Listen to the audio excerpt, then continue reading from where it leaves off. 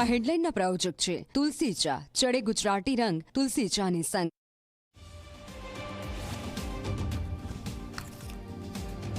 Ahmedabad